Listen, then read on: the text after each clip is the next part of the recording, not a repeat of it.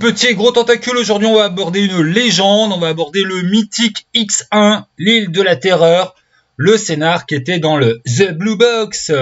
Voilà, les règles expertes, si je ne m'abuse, avancer la boîte bleue, voilà, qui suivait la boîte rouge, pour notre bon vieux Donjons et Dragons. En clair, c'est pour ceux qui jouent encore avec boîte rouge, boîte bleue. Pour ceux qui jouent avec l'OSE, il n'y a pas des masses d'adaptes. Pour ceux qui jouent avec un autre moteur d'ESR, plus c'est éloigné de Donjons et Dragons, plus il y a d'adaptes. Hein. Voilà, c'est pas compliqué. Pourquoi je suis très heureux d'en parler? Déjà parce que moi je l'ai joué en tant que joueur quand j'étais jeune, j'en ai très bons souvenirs. Et aussi tout simplement parce qu'en ce moment c'est un peu la mode dans les publis Donjons et Dragons et assimilés de mettre bac à sable. Quand c'est souvent de la merde, hein. Comment intituler? Non, c'est pas un bac à sable. C'est pas parce que dans ton donjon t'as plusieurs chemins possibles que c'est un bac à sable. C'est pas ça un bac à sable.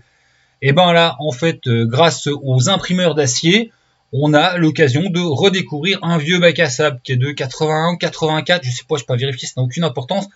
Enfin, un truc qui a plus de 40 ans et qui est un vrai bac à sable qui n'a pas pris une ride en tant que bac à sable. Le bouquin est composé de 5 parties, c'est court comme tous les vieux modules. La première partie, c'est les trucs d'accroche, présentation générale, blabla. Après, tu as 3 zones concentriques parce que c'est une île à explorer avec pour le MJ la carte remplie avec tous les trucs, et puis pour les joueurs une carte avec juste ce qu'ils voient en faisant le tour avec le bateau, puis plein de petites zones blanches que va falloir qu'ils aillent découvrir tout seuls comme des grands.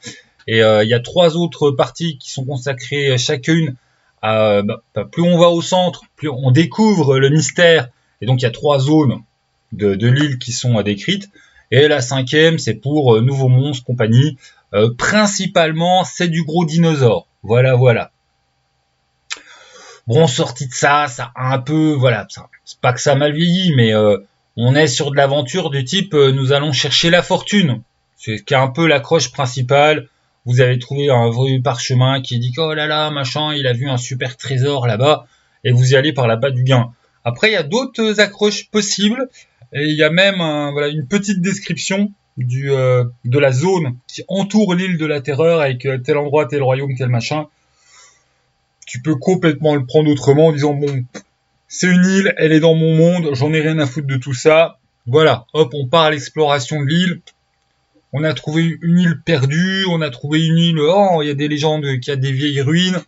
Tout simplement, il faut des aventuriers curieux ou des aventuriers du type mercenaires payés pour aller explorer l'île, en sachant que l'accroche principale, c'est la quête à trésor. Et puis bon, forcément, il y a quelques trucs sur l'île, du genre, il y a des tribus indigènes, et puis tout ça. Et puis ça s'explore plutôt bien. Donc pour ceux qui ont envie de jouer à la vieux style, ça s'adapte assez facilement à du DD5, hein, l'air de rien.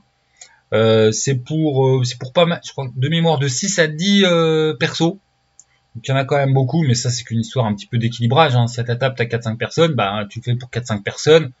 Sachant qu'en plus les persos DD5 sont nettement plus puissants que leurs homologues des anciennes versions. Quand tu respectes les règles et que tu joues pas à gros bidou, ça passe crème. Donc c'est sur les imprimeurs d'acier, c'est à votre libre disposition. Pour tous ceux qui se demandent bien, mais en fait c'est quoi, pour tous les nouveaux venus du jeu de rôle, pas beaucoup sur cette chaîne, qui se demandent mais c'est quoi tout le monde parle de bac à sable, de sandbox, de qu'est-ce que c'est que ça? Là t'as un bac à sable, à savoir t'as une zone à explorer où il n'y a pas de vrai fil rouge, il n'y a pas de... Tes aventuriers arrivent, ils ont une accroche et ils font ce qu'ils veulent. Et ils explorent ce qu'ils veulent. Voilà, le seul besoin qu'il y a, c'est qu'ils veulent aller sur l'île. Et même s'ils veulent pas, tu peux les faire échouer. Et puis ils vont te l'explorer, l'île. Bon là, ils vont plus chercher à se barrer, donc ils vont plus chercher à piquer des bateaux de pirates qui traînent dans le coin. Bon, il y a moyen de moyenner. Mais c'est une île, une mini-zone géographique à explorer, à découvrir. Il y a des antagonistes, il y a des gens à qui tu peux t'allier, il y a des gens à qui tu pourras difficilement t'allier. Il y a des bestioles qui chercheront pas à comprendre et qui vont te bouffer. Et puis voilà, tout simplement. Et c'est un vrai bon bac à sable. C'est bête, hein, mais ne serait-ce que là en ce moment, on est en train de faire l'aventure du livre de base Rokugan, Aventure à Rokugan, qui est l'itération d'L5R sous 5E. C'est plutôt rigolo, c'est plutôt sympa. Je ne vais pas me dire sur le scénar. Le seul point qui m'a gonflé, c'est que dans la présentation machin, ça dit ouais, c'est un bac à sable. Mais putain, c'est pas un bac à sable. Au début, c'est On est envoyé de A à B en mission. Tu prends un bac à sable et t'arrives à B, bah c'est un donjon. Voilà, c'est un donjon où t'as pas les lignes, enfin je veux dire t'as pas les pièces qui sont alignées les unes derrière les autres, et qu'il y a des PNJ avec qui tu peux parler, qu'il y en a qui peuvent t'embrouiller et te mentir. Waouh! Oulala! Des monstres avec qui je peux discuter. Oulala! Non, c'est pas un bac à sable. Putain, arrêtez de nous coller le terme bac à sable à tout bout de champ pour faire style mon scénario il est bien. C'est pas grave, enfin, je veux dire, un don où t'as plusieurs chemins possibles et que des fois t'as 3 portes dans une pièce, ça s'appelle pas un bac à sable. Bon sang de bonsoir! C'est pas parce que tu peux parler avec 3 monstres que c'est un bac à sable, c'est pas du tout ça un bac à sable. Enfin voilà. Donc plutôt que faire un gros blabla théorique sur mon énervement de cette mode de coller du bac à sable partout, enfin le terme, hein, alors que c'est pas du bac à sable, allez voir l'île de la Terreur, c'est le module X1, c'est absolument gratuit, vous êtes absolument pas obligé d'aimer parce que bon, la présentation c'est à l'ancienne, donc bon c'est un peu plus fastidieux à prendre en main, voilà, c'est à une époque où l'ergonomie des bouquins ludiques était moins évidente, et on se cassait moins la question avec, il n'y avait pas eu presque 50 ans bientôt de jeux de rôle, donc oui, c'est un peu plus aride, c'est un peu plus...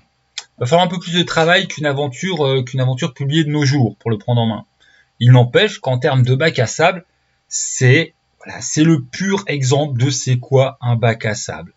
Et un bac à sable un petit peu réussi en plus, mais bon, ça... Moi, je suis pas objectif, j'en ai des très bons vieux souvenirs. À la lecture, c'est plein de choses qui m'ont fait sourire. Et puis encore une fois, un scénar servi sur un plateau, complètement gratuit. Merci les imprimeurs d'acier.